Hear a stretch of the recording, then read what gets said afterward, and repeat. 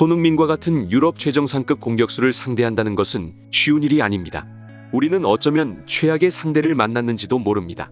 프랑크푸르트의 감독 올리버 글라스너는 26일 치러진 챔피언스리그 조추첨에 대해 같은 조에 선정된 토트넘의 전력을 분석하면서 어떤 일본 기자의 질문에 손흥민 선수를 언급하며 이렇게 이야기했다고 합니다.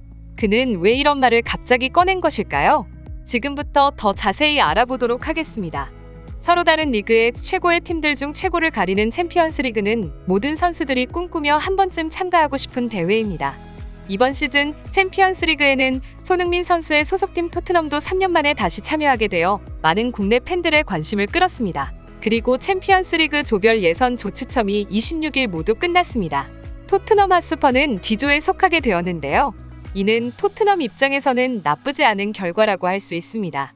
까다로운 상대들을 모두 피했고 사포트의 마르세유를 제외한다면 상대적으로 포트 내에서 전력이 강하지 않은 상대들과 같은 조가 됐기 때문입니다. 우선 1포트에서 토트넘은 가장 쉬운 상대인 프랑크푸르트를 만났습니다. 같은 리그 소속팀들은 기본적으로 같은 조에 구성될 수가 없는 규칙상 토트넘이 만날 수도 있었던 1포트의 팀들은 파리 생제르맹, 레알 마드리드, AC 밀란 등 모두 자국 리그를 우승한 빅리그의 강팀들이었습니다. 게다가 최근 포르투, 아약스가 보여주는 경기력과 근년의 챔피언스리그 성적을 미뤄보면 그들 역시도 무시할 수 없는 전력이었죠. 하지만 토트넘은 아주 다행스럽게도 1포트 중 가장 할만한 상대인 프랑크푸르트를 만나게 되었는데요. 프랑크푸르트는 독일 분데스리가에서는 10위권으로 중위권 성적밖에 내지 못했으나 챔피언스리그의 하위 유럽 대회인 유로파리그를 우승한 결과 간신히 챔피언스리그에 참여할 수 있게 된 것입니다. 프랑크푸르트는 전력도 다른 1포트 팀들에 비해서 강하지 않은 편이지만 챔피언스리그 경험이 많지 않은 팀이다 보니 토트넘 입장에서는 최선의 결과를 맞이했다고 할 수 있습니다. 토트넘에게는 3포트에서 만날 상대에서도 행운이 따랐습니다. 자칫 잘못하면 인터밀란이나 나폴리 같은 3포트에 있으면 안 될 것 같은 우수한 전력을 가진 빅리그 팀을 만날 수도 있었지만 역시 스코틀랜드 리그의 셀틱이 배정되면서 콘테 감독과 토트넘 선수들은 한숨을 돌릴 수 있게 되었죠. 토트넘이 속한 D조는 어떻게 보면 토트넘 핫스퍼가 너무 쉽게 올라가는 것 아니냐, 손흥민을 응원하는 입장에서 참 다행이다라고 생각하실 수도 있을 텐데요. 흥미로운 부분은 토트넘뿐만 아니라 프랑크푸르트를 응원하는 일부 일본 팬들도 그렇게 생각하고 있다는 것입니다. 왜냐하면 프랑크푸르트에는 일본인 선수 카마다가 있기 때문입니다. 지난 시즌 한국에서 최고 활약을 보여준 선수가 손흥민이라면 일본은 바로 카마다라고 할 수 있을 텐데요.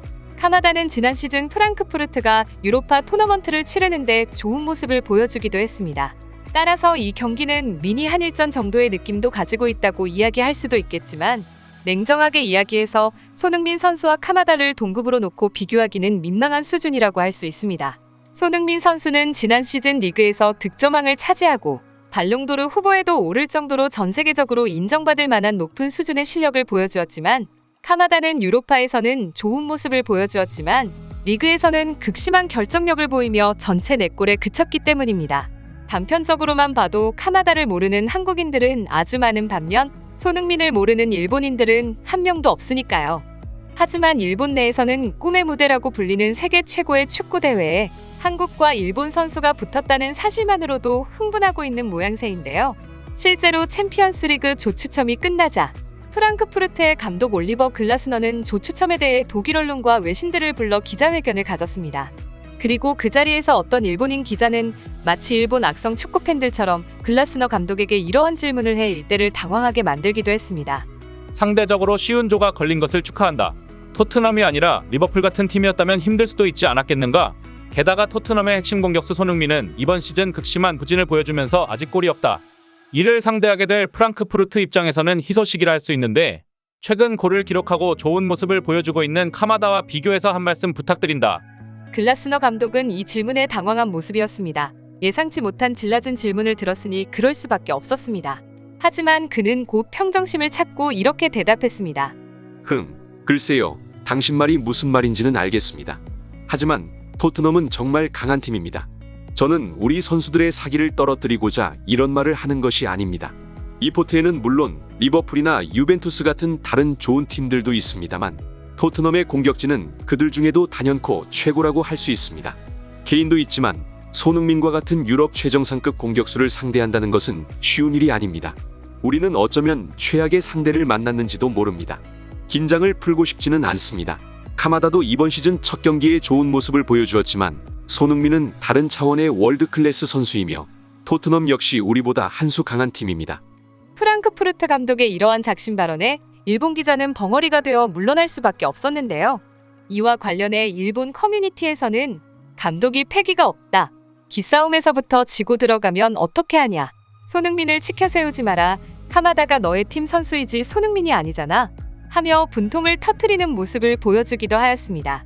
승부에 몰입하는 것도 좋지만 아직까지는 비교 대상이 아닌 둘을 놓고 언급하며 싸움 붙이는 것은 같은 축구 팬으로서는 안 좋게 보이는 건 어쩔 수 없는 일인 것 같습니다. 지금까지 무궁화 통신이었습니다. 구독을 해주시면 앞으로도 흥미있는 소식들을 받아보실 수 있습니다. 오늘도 좋은 하루 되세요.